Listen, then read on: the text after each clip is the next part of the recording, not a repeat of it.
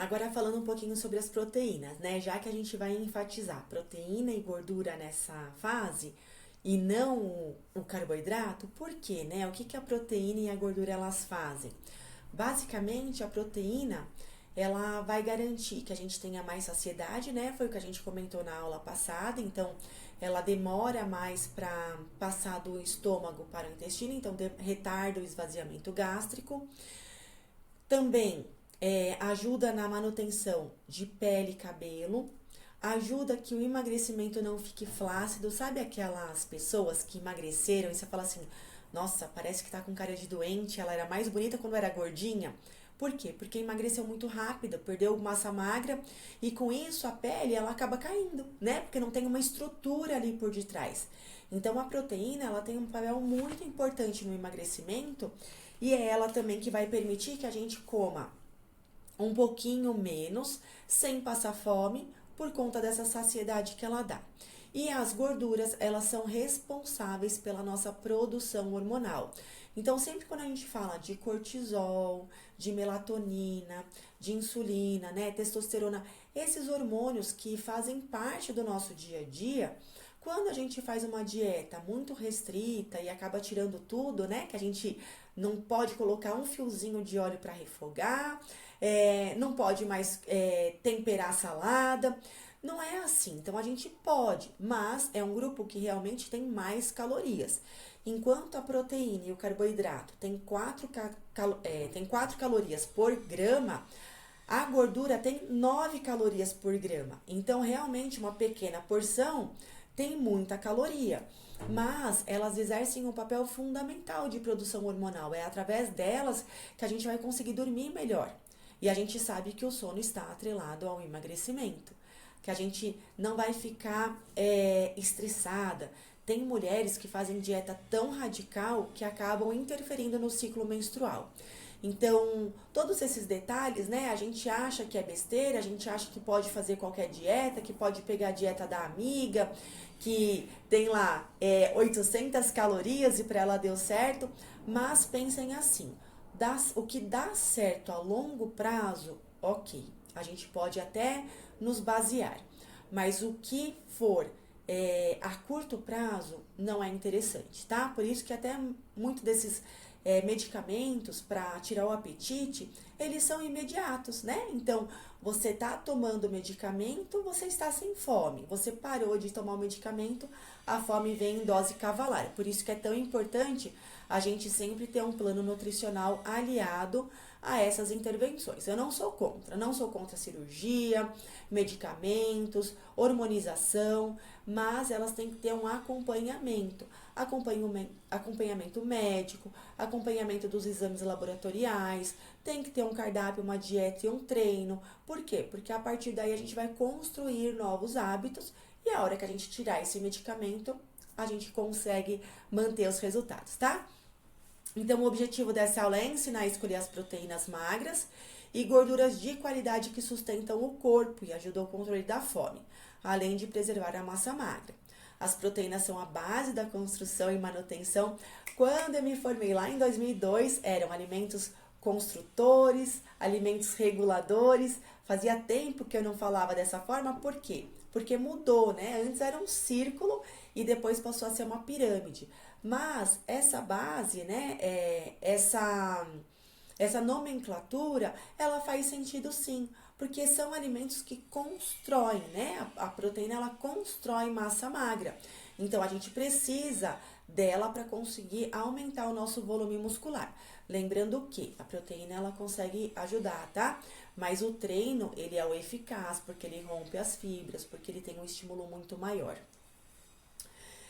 Mostramos exemplos de ovos, frangos, peixes, carne magra, whey, iogurte, queijos brancos. Dani, o whey é para emagrecer ou o whey é para ganhar massa? Depende da quantidade. Porque todos os alimentos em uma quantidade maior do que você gasta, né? Se a gente está em superávit, o que é o superávit? Eu tenho um gasto calórico diário. Vamos supor que eu estou gastando 1.000 calorias. Se eu estou consumindo 1.200, eu estou num superávit. Eu consumo mais do que eu gasto. Se eu tô consumindo menos, se eu tô com uma dieta de 800 calorias, eu estou em déficit calórico. Então, essa aqui é a nomenclatura que a gente usa bastante aqui. Lembrando que nenhum cardápio com menos de 1.200 calorias tem todo o atendimento de recomendação dos nutrientes, tá? Por exemplo, um cardápio de 800 calorias pode atender proteína, pode atender cálcio, ferro, mas talvez vitamina D não. Talvez vitamina do complexo B também não, tá? Então, para a gente atender a recomendação diária de todos os micronutrientes e vitaminas, a gente precisa sair de um cardápio de 1.200 calorias. Então, se você tiver ali um cardápio com 1.200, fique em estado de alerta porque alguma coisa no teu corpo vai faltar. E os micronutrientes, né, que são cálcio, ferro, as vitaminas, vitamina A, vitamina D, esse grupo, né, que a gente fala de micronutrientes, eles são responsáveis pela nossa disposição, pela nossa energia, pela nossa vitalidade. Não adianta só a gente controlar os macronutrientes, a gente também precisa controlar os micros, tá? Já as gorduras boas são grandes aliadas, azeite de oliva. Então, tudo que for de origem vegetal é uma gordura muito boa, tá? Não quer dizer que aquela gordura de origem animal é ruim, mas entenda, o nosso dia a dia, ele mudou muito. Quando eu pego a minha família, né, as pessoas mais velhas, elas falam o quê? Antes eu cozinhava com gordura de porco. E eu não tinha nada de colesterol como esses jovens têm hoje, né? Essas são as falas da minha mãe, da minha avó. Mas o que isso implica? Lá atrás, a gente era muito mais ativo. Lá atrás, a gente não tinha tanto carro, né? A gente ia trabalhar de bicicleta, eles iam trabalhar de bicicleta, iam trabalhar a pé, se mantinham ativos durante muito tempo, pouco assistiam televisão, não tinha celular. Pra gente ler um livro, tinha que ir na biblioteca para pesquisar, né? Então, faz sentido isso para você? A rotina, ela mudou. Então, a gente teve que adaptar também a nossa alimentação para a gente conseguir se manter saudável. Então, é lógico que as gorduras de origem vegetal, hoje elas sobressaem, tá? Mas isso não quer dizer que a gordura de origem animal é ruim. Mas se você não tem uma atividade física e uma vida ativa, é capaz que você tenha que fazer mais uso dos vegetais, tá? Então, azeite, abacate, castanhas, origem vegetal aqui dos peixes, né? A gente come pouco peixe. O brasileiro come uma vez por semana e olhe lá. A gente precisaria incluir, porque é um grupo ótimo. Uma digestão fácil, rico em nutrientes, ômega 3, que a gente precisa ficar suplementando, né? Se a gente comesse mais peixe e mais sardinha, a gente não precisaria suplementar. Elas ajudam a prolongar a saciedade, regulam nossos hormônios ligados à fome e ainda tem ação anti-inflamatória. Eu falo muito sobre o ômega durante o acompanhamento individualizado, porque o ômega é um excelente anti-inflamatório. Alivia a saúde do coração, saúde mental, e isso é importante para a gente sempre dar o próximo passo.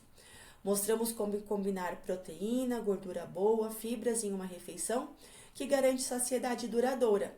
Então, tudo isso está de forma estratégica no seu cardápio para que a gente tenha muitos benefícios atrelado a uma comida saborosa, tá?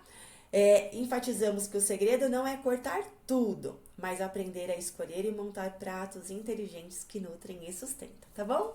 Vamos para a próxima aula.